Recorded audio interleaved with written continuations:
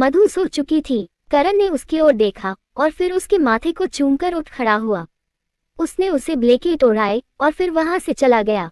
वो तेजी से सीढ़ियों से नीचे आया और सीधे नंदिनी के रूम में पहुंचा। नंदिनी अभी बेहोश थी और आरव वहीं सोफे पर बैठा मैगजीन पढ़ रहा था। करण को देखते ही वो उठ खड़ा हुआ और उसके पास आकर बोला, भाई आप सो जाए, मैं हूं यहाँ नंदिनी के पास, और वैसे भी इस वक्त आपको भाभी के साथ ही होना चाहिए। करण रूम में आकर बोला, मधु सो चुकी है और ऋषभ के अटैक के बाद मैं नंदिनी को अकेले छोड़ने की रिस्क नहीं ले सकता, और भाभी को अकेले छोड़ने की रिस्क ले सकते हैं आप? तभी आरव ने पूछा। करण उसे हैरानी से देखने लगा तो आरव फिर से बोला, ऋषभ भैया अब इस घर में नहीं आएंगे भैया, क्योंकि वो जानते हैं कि आप नंदिनी के साथ होंगे, इसलिए वो भाभी तक पहुंचने की कोशिश जरूर करेंगे। और भैया, अगर ऋषभ भैया यहाँ तक पहुंच गए हैं तो उन्हें ये भी पता चल गया होगा कि मधु भाभी प्रेग्नेंट है, इसलिए मुझे नहीं लगता कि आपको एक पल के लिए भी भाभी को अकेले छोड़ना चाहिए। करण ने परेशान होकर नंदिनी की ओर देखा और फिर मधु के बारे में सोचने लगा। उसे वो पल याद आया जब मधु उसे बचाने के लिए ऋषभ के साथ नदी में कूदने जा रही थी। उसने खुद को संभाला और आरव के कंधे पर हाथ रखकर बोला, आरव आज मैं नंदिनी की जिम्मेदारी तुम्हें सौंप कर जा रहा हूँ, क्योंकि मुझे भी यही लगता है कि मुझे मधु को अकेले नहीं छोड़ना चाहिए। आरव मुस्कुराते हुए बोला, आप भाभी के पास जाए, मैं हूं नंदिनी के साथ, मैं संभाल लूंगा नंदिनी को, आप जाए। करण ने बहुत प्यार से आरव के गाल को छुआ और फिर वहां से चला गया। आरव फिर से आकर सोफे पर बैठ गया। उसने सामने टेबल पर रखा अपना फोन उठाया और वीडियो गेम खेलने लगा। करण फिर से अपने कमरे में आया तो उसने देखा कि मधु सो रही थी। उसने रूम का दरवाजा अंदर से बंद किया और मधु के पास आकर लेट गया। उसने बहुत प्यार से मधु के चेहरे को छुआ तो मधु उसकी बाहों में सिमट गई। करण ने उसे अपनी बाहों में भरा और मन ही मन बोला, मैंने ऋषभ से नफरत जरूर की है महादेव, पर ये कभी नहीं चाहा कि मैं उसकी मौत का कारण बनूं। पर वो सबके लाख समझाने पर भी अपना हर कदम मौत की ओर बढ़ा रहा है। एक भाई होकर मैं अपने ही भाई की मौत नहीं बनना चाहता महादेव, इसलिए कुछ ऐसा चमत्कार कर दीजिए जिससे ऋषभ को अपने किए पर पछतावा हो और वो रिश्तों का मान करने लगे। नंदिनी और मधु से अपने किए गुनाहों की माफी मांगकर वो खुद को कानून के हवाले कर दे। एक बात पूछूं आपसे करण? तभी मधु ने पूछा। करण ने तुरंत उसकी ओर देखा। तुम जाग रही हो? मधु ने मुस्कुराते हुए उसके गाल को छुआ और बोली, आपके बिना तो मेरी नींद भी मेरा साथ छोड़ देती है। करण ने उसे अपनी बाहों में जकड़ा और परेशान होकर बोला, इतना प्यार मत करो मुझसे मधु, प्लीज, डर लगता है मुझे कि कहीं मेरा प्यार तुम्हें कोई दर्द ना पहुंचा दे। आप ऐसा कभी नहीं होने देंगे करण, इतना भरोसा है मुझे आप पर। नंदिनी के ठीक होते ही हम उसे सब कुछ बता देंगे, फिर हमारी जिंदगी में सिर्फ खुशियां ही खुशियां होगी। और अगर आप ऋषभ को लेकर परेशान हैं तो उसकी भी कोई जरूरत नहीं है, क्योंकि अब मुझे ये बात बहुत अच्छे से समझ आ गई है कि हमारे रिश्ते पर महाकाल का हाथ है और उनके रहते ऋषभ हमारा कुछ नहीं बिगाड़ सकता है, इसलिए अब मुझे भी उसका कोई खौफ नहीं रहा। करण के चेहरे पर हल्की सी मुस्कुराहट आ गई है। सो जाओ मधु, बहुत रात हो गई है।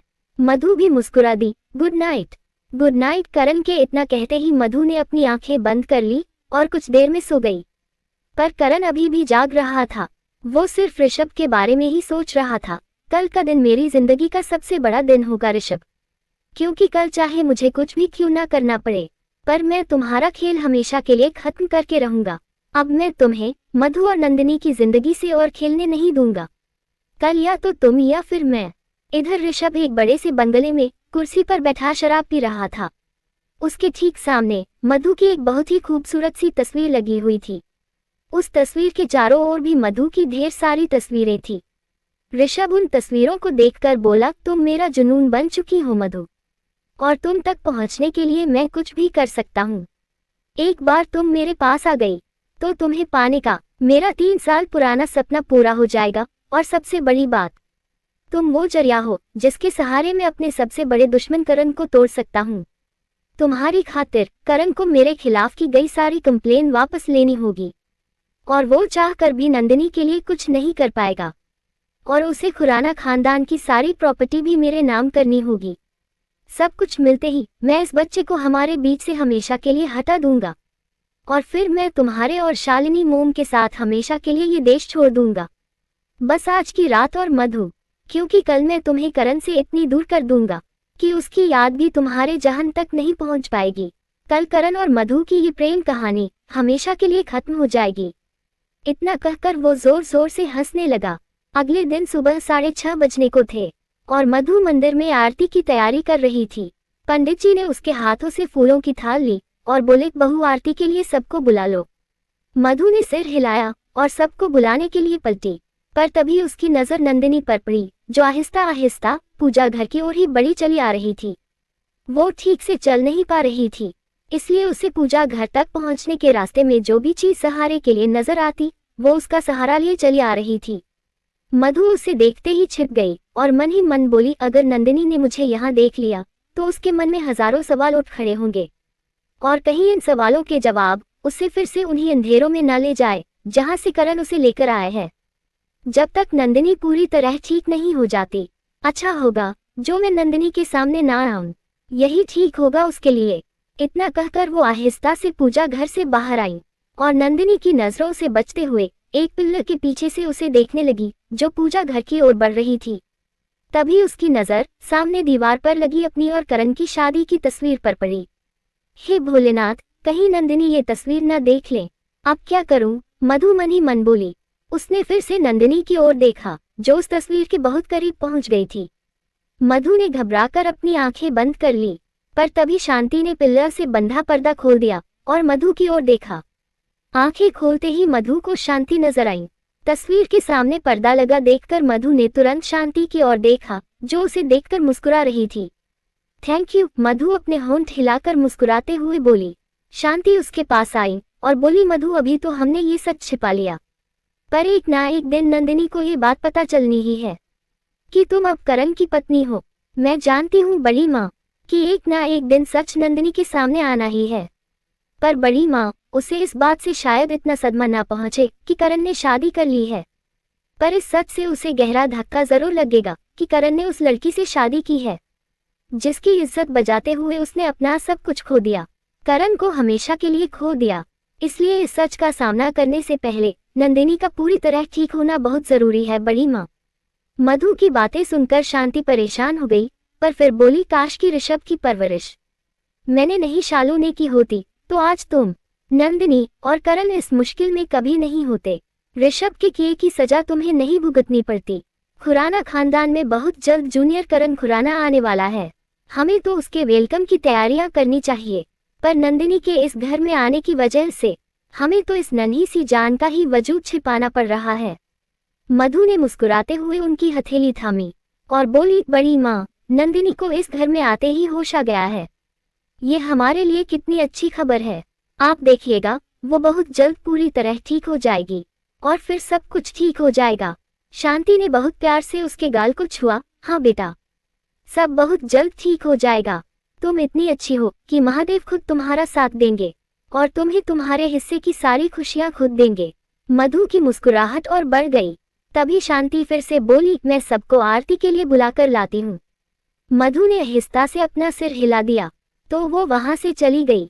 इधर नंदिनी आहिस्ता आहिस्ता पूजा घर में आ गई। शांति के साथ घर के बाकी सारे सदस्य भी वहीं पहुंच गए, पर नंदिनी को वहां देखकर सब चौंक गए। नंदिनी के चेहरे पर सबको देखकर बड़ी सी मुस्कुराहट आ गई। उसने सबसे पहले शोभा के पैर छूने चाहे तो वो उसे रोकते हुए बोली, नहीं बेटा, अभी आपकी तबीयत ठीक नहीं हुई है, इसलिए झुकिए मत। शालिनी ने इधर उधर मधु को देखा, पर फिर नंदिनी के पास आकर बोली, नंदिनी, तुम्हें पूजा घर में आने की क्या जरूरत थी?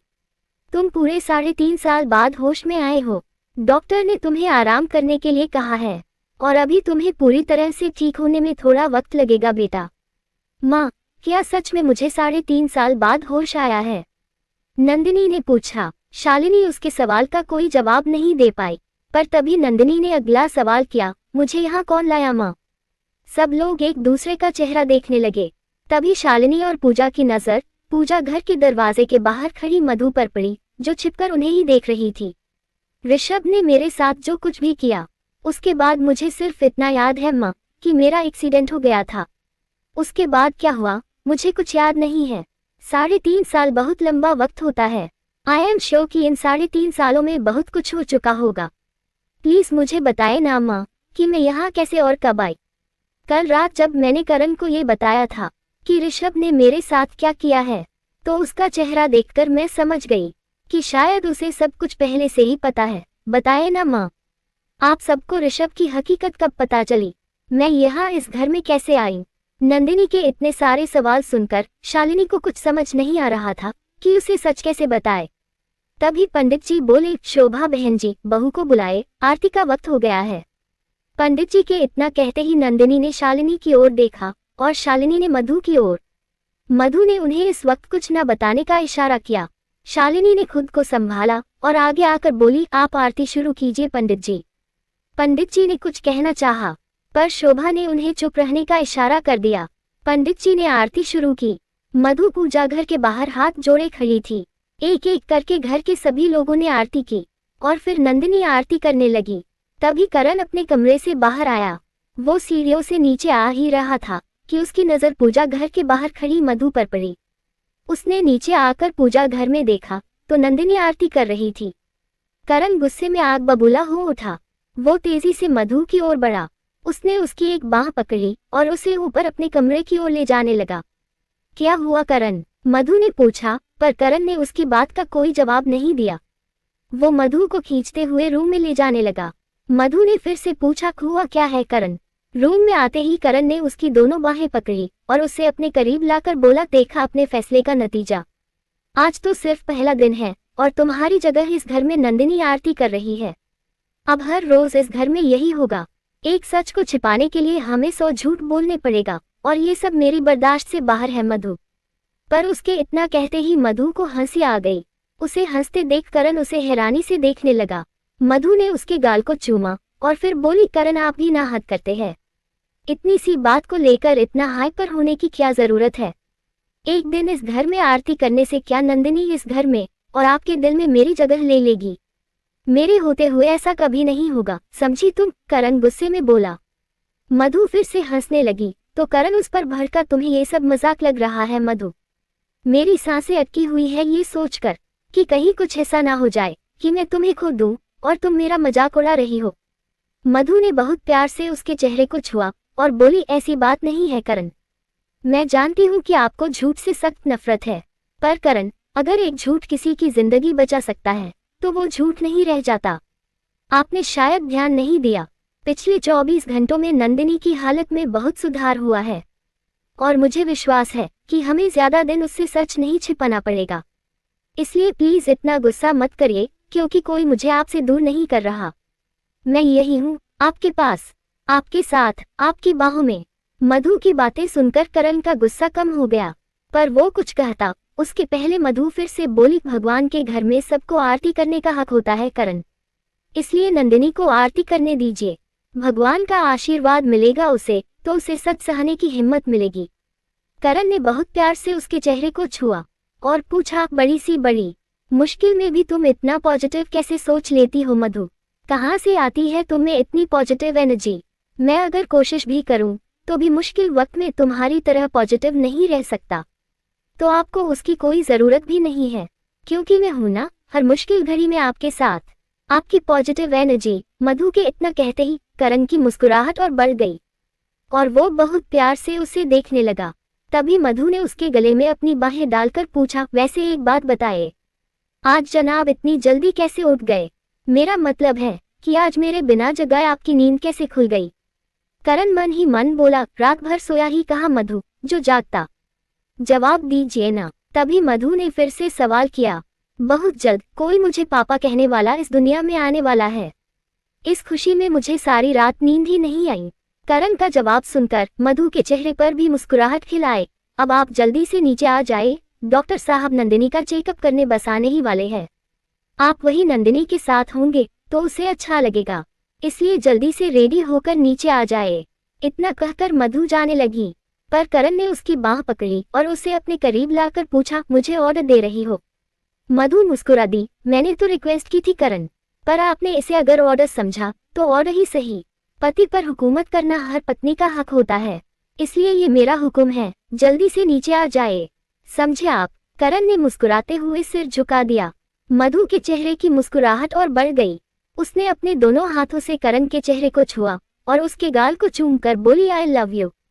करण ने भी उसके माथे को चूमा। I love you Madhu, I really love you. Karan उसके होंठों पर किस करने के लिए आगे बढ़ा, पर तभी रोशनी वहां आकर बोली भाभी दादी माँ आपको उनके कमरे में बुला रही है। मधु तुरंत करण से दूर हो गई, पर करण गुस्से में रोशनी पर भड़का। रोशनी अगली बार अगर तू बिना नॉक किए मेरे कमरे में आए ना तो मैं तुझे जान से मार दूंगा, समझी तू। रोशनी डर के वहां से भाग गई। इडियट, करण गुस्से में बोला। मधु को हंसी आ गई और वो वहां से चली गई। वो सीढ़ियों से नीचे आ ही रही थी कि तभी उसने देखा कि नंदिनी भी आहिस्ता आहिस्ता ऊपर आ रही थी। मधु की आंखें बड़ी बड़ी हो गई और वो मन ही मन बोली थे भगवान, अब मैं क्या करूं, कहाँ जाऊं। वो छिपने के लिए जगह तलाशने लगी, पर तभी 4 सीढ़ियां चढ़ चुकी नंदिनी खुद को संभाल नहीं सकी और लड़खड़ाते हुए गिरने लगी। नंदिनी, मधु उसे पुकारती हुई उसकी ओर दौड़ी और उसने उसे पकड़ लिया। घर के सारे सदस्य भी उसकी चीख सुनकर दौड़ते हुए वहां आ गए। करण भी मधु की आवाज सुनकर दौड़ता हुआ अपने कमरे से बाहर आया। तुम ठीक हो ना नंदिनी, तुम्हें कहीं चोट तो नहीं लगी? मधु ने नंदिनी को पकड़कर पूछा। नंदिनी ने खुद को संभालते हुए बिना उसकी ओर देखे अपना सिर हिलाया और फिर नजरें उठाकर उसकी ओर देखा। मधु को खुराना मेंशन में देखकर वो हैरान रह गई। करण ने भी ऊपर से उन दोनों को साथ देखा। नंदिनी मधु से कुछ पूछती उसके पहले ही मधु ने अपने एक हाथ से उसके कंधे को पकड़ा और दूसरे हाथ से उसकी हथेली पकड़कर बोली आओ, तुम यहाँ क्या कर रही हो मधु? तभी नंदिनी ने पूछा। मधु उसे एकटक देखने लगी। बाकी सब मधु की वजह से कुछ बोल नहीं सके। करण तेजी से नीचे आया और बोला वो ये मेरी। पर तभी शांति उसकी बात काटते हुए बोली मधु ही तो तुम्हें यहाँ लेकर आई है नंदिनी, आज इसकी वजह से ही तुम ठीक हुई हो। अगर ये नहीं होती तो हमें ऋषभ की हकीकत कभी पता नहीं चलती। नंदिनी कुछ पल के लिए सोच में पड़ गई। उसने मधु से अपनी हथेली छुड़ाई और फिर उसका हाथ अपने कंधे से हटाया। वो बिना उससे कुछ कहे अकेली ही सीढ़ियों से उतरने लगी। तभी करण ने वहां खड़ी एनी को इशारा किया। एनी ने आगे आकर नंदिनी को पकड़ा। मैं आपको आपके कमरे में ले चलती हूँ। नंदिनी ने आहिस्ता से अपना सिर हिला दिया और एनी के साथ अपने कमरे में जाने लगी। मधु उसे इस तरह परेशान देखकर और परेशान हो गई और उसके बारे में सोचते हुए सीढ़ियों से नीचे आने लगी। तभी उसका बैलेंस बिगड़ गया और वो भी लड़खड़ाने लगी। मधु, करण जोर से चीखा और उसने दौड़कर उसे पकड़ लिया। उसकी आवाज सुनकर सारा परिवार भी घबराया हुआ सा उनकी ओर दौड़ पड़ा। एनी भी नंदिनी को छोड़कर मधु की ओर दौड़ी। नंदिनी ये सब हैरानी से देखती रह गई।